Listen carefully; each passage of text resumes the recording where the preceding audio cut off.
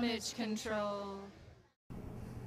Welcome back to the members area of Damage Control MMA.com. The long-awaited tricks for fighting Southpaws. I apologize for the delay. We worked really hard to try to have Ultimate Fighter alumni Brandon Melendez come and help us with this.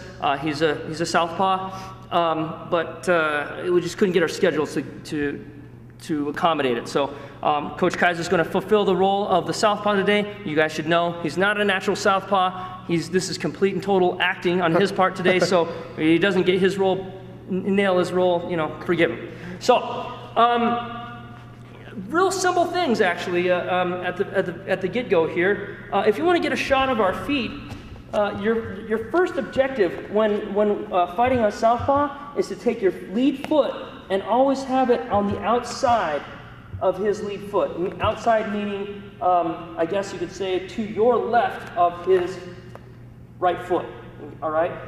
Now, that's basically the nuts and bolts of defeating the Southpaw. In MMA, you might get a guy that stands Southpaw because it's very common, a lot more common, I think, in MMA than in a lot of other sports.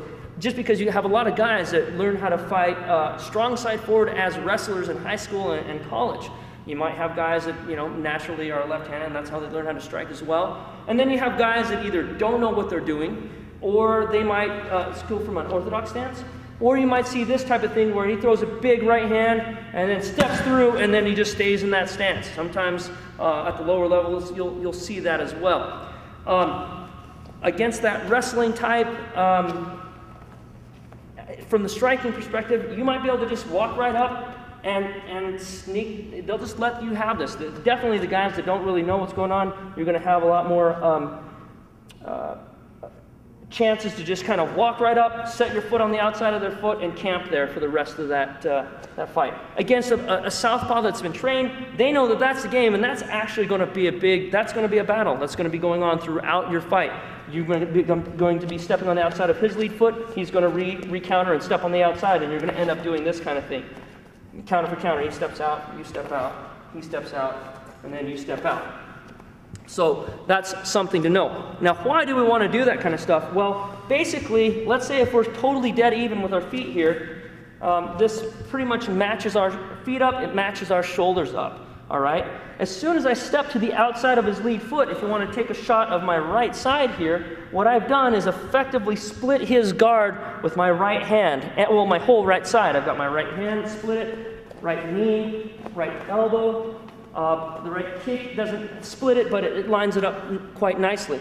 In addition to giving me that little bit of advantage by splitting his guard and lining up my power tools down his center line, it's also taken me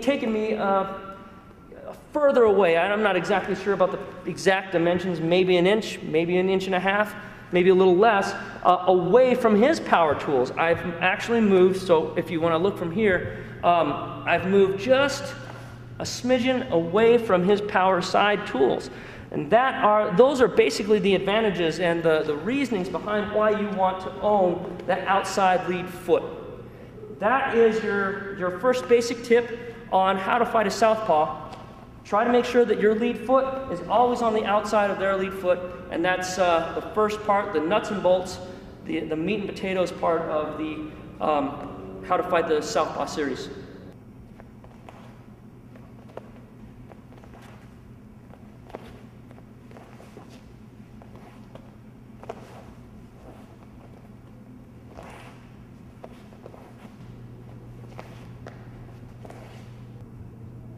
Now, the interesting part, well, I guess for some more interesting, how do you use that footwork to take advantage? Well, as you saw in the fundamentals section, you've got your step and slide left, step and slide right. We also showed just a basic straight right. And then we worked on that in the focus mitts, step and slide left, right hand. We have it in the MP3 area, step and slide left, right hand. You hear that command all the time. That's your first basic technique. You're right here, you might be matched up, and in order to get off of that matched up footwork, you're going to step and slide left and throw that straight right hand. So I'm right here, step and slide left, right hand. Step and slide left, right hand. It's such a universal, simple fundamental and totally sound technique. This is kind of like the jab counter series, where if he stands there, you hit him with your step and slide left, straight, right.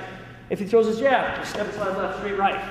If he throws his straight left, step and slide left, straight, right. If he throws his right kick, same thing. If he flinches, boom, again, you catch him, step and slide left, right hand. That's your first basic tool, fundamental tool to use against a southpaw, the step and slide left, straight, right.